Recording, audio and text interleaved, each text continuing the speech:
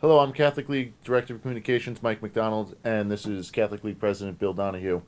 Today we're going to be discussing Cardinal Dolan's accepted resignation from the Archdiocese of New York. Bill, if you think about it, Cardinal Dolan's probably been the biggest face of the Catholic Church in the United States.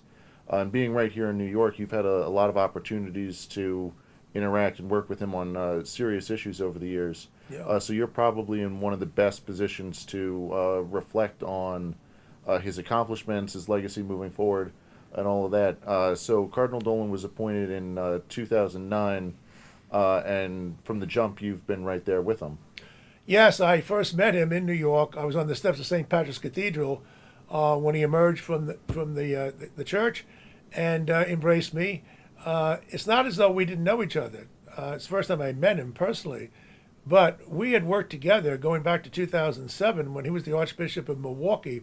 There was a very vile, obscene, anti-Catholic gay group out in San Francisco that was sponsored by Miller Brewing Company. And I asked them to cut sponsorship, and they wouldn't do it. Make a long story short, it went on for weeks, and we won. People were throwing the beer into the streets in Milwaukee who were on our side. And the Miller Brewing people came to Dolan, and they said, you got to tell Donohue to knock it off. He said, I'm on his side. So that was the end of that. By the way, a couple of years ago, Rob Manfred, the commissioner of Major League Baseball, was angry at me because we were raising Cain about the Los Angeles Dodgers giving an honorary platform to an anti-Catholic gay group dressed as nuns. Manfred was unhappy with me, so he calls Dolan and he says, can you basically tell Donohue to call the dogs off? And Dolan said, no. He said, why don't you call Bill? I'm sure he'd be glad to talk to you. And I would be glad to talk to him. Of course, he never did. Now, Dolan was a man of courage, not just a man of great faith. His amiable personality won over everybody. I had many opportunities to spend time with him alone and talking about what's going on in the church. He had a great sense of humor. But more importantly, what he did, he was a leader in the Catholic Church. Remember, Mike, he comes in 2009. The very next year, the bishops made him the president of the United States Conference of Catholic Bishops. That doesn't happen too often. This is a man who closed the Republican and the Democratic conventions with benediction because he was regarded as pretty much a towering figure and nonpartisan. And yet he was very gutty when it came to defending the rights of priests and reaching out to those people who truly were victimized by offending priests going back several decades. So he has a great legacy, and the time that I've spent with him, which is considerable, is a lot of fond memories. Yeah, absolutely.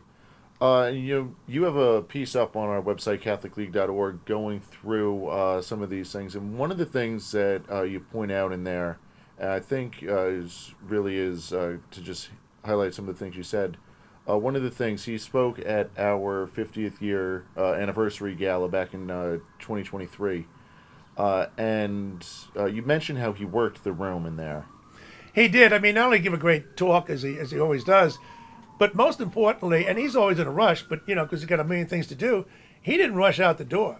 I mean, he went around, he worked the room, he talked to people. My friends from Long Island came in for this. They never forget it. He spoke personally, one-on-one with everybody. I mean, he was very sincere. I have to tell you, Mike, he was incredibly honest with me. When you deal with a lot of bishops, cardinals in particular, sometimes they play a little close to the vest because, you don't know who's going to say what about what they've said. He was incredibly honest with me. And I can tell you, after, as I said, we had a great relationship going back to 2007 in Milwaukee. But when he came to New York in 2009, that was in the early part of, I think it was April the 15th, if I'm not mistaken. That October, he invited the entire board of directors of the Catholic League to have dinner in his residence. In other words, he wanted to break bread, literally, with the Catholic League because he knew would be supportive of him. This is a man who won the applause of even non-Catholics. People have come up to me and said, listen, Bill, I'm Jewish, I'm Protestant, but this guy, there's something about him and his demeanor and his sincerity that we really like. I mean, he's going to be sorely missed. Yeah, absolutely.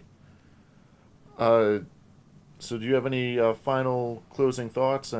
I can say one thing, that after all the interviews we did together, I'm very happy that a couple of years ago he gave me a Coors Stein. It's this big. I have it at home. Nice trophy. We both started out as Budweiser drinker. He had to, of course. He's from St. Louis. And then later we both, started putting on weight to get a little older. So we both switched to the same beer, Coors Light. We had a number of beers together, quite frankly. And he gave me that nice Stein. So, I mean, I had a lot of happy moments with him. He was there reaching out to the homeless, too. I mean, there's a serious side to him.